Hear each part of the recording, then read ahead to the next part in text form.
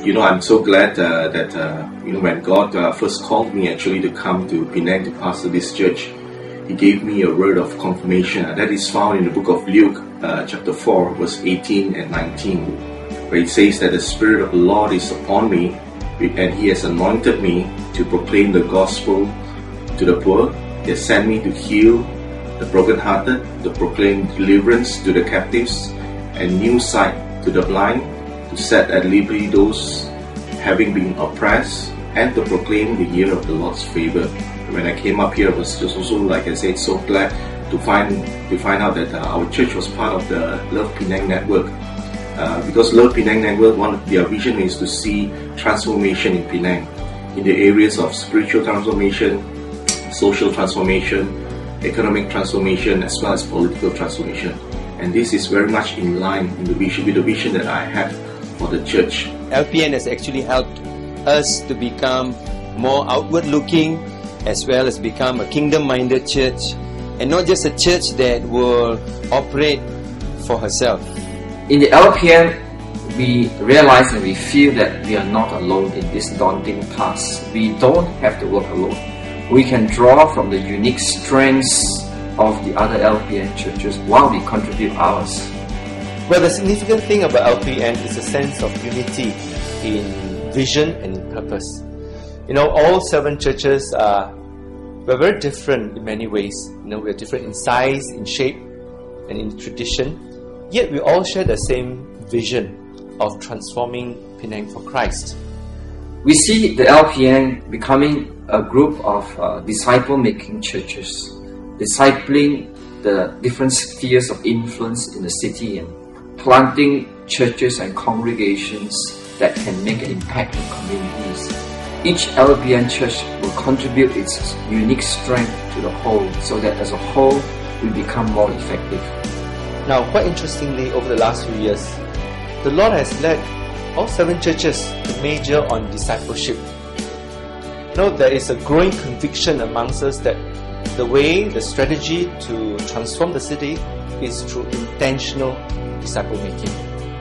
So it's a great sense of to know that the other churches also sense the same prompting of the Lord, that we are all on this same journey of making disciples of Jesus Christ. One of the ways that LPN really touched our lives was when we were in Nepal, and how when our ministry was growing and the work was really in need of financial support.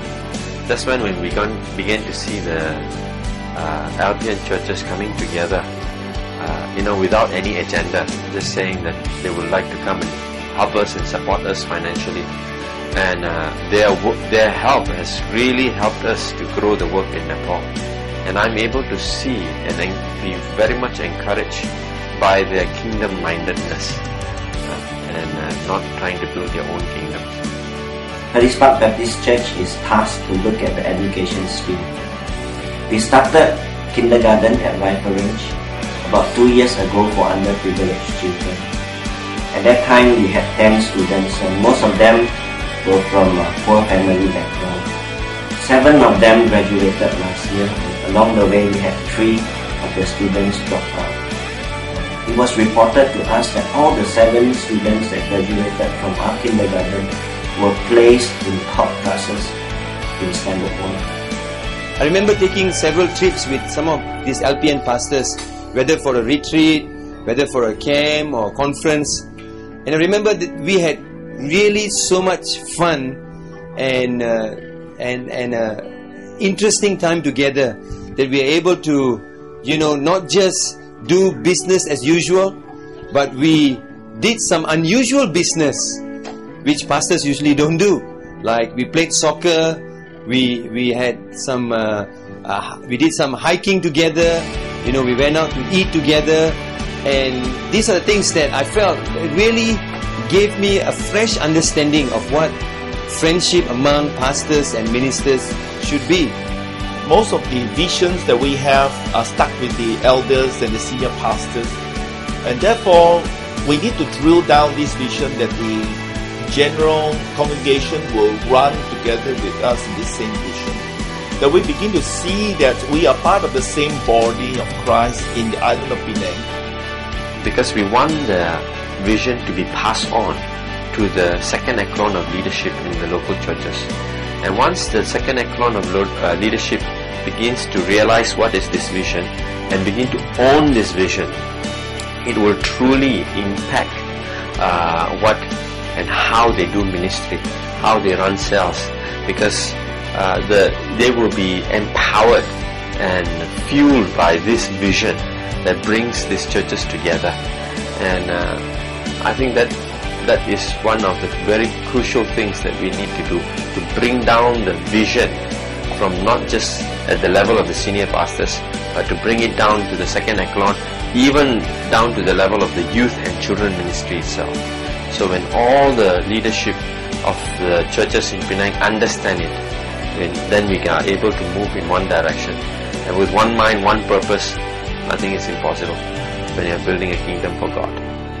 And that together we can do greater works, and rather than just individual churches, where we have a greater participation of the church and the congregation at large, I believe that Penang will benefit even more. So I think the future is good, and the future is bright, and the future is hopeful.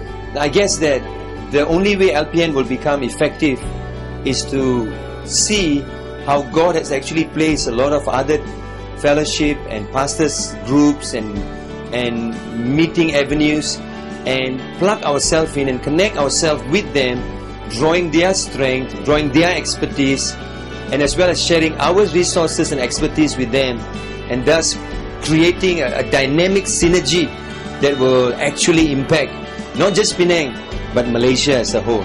So I guess the key is that we need to be open to work with others, draw resources, and ride on that strength of those resources.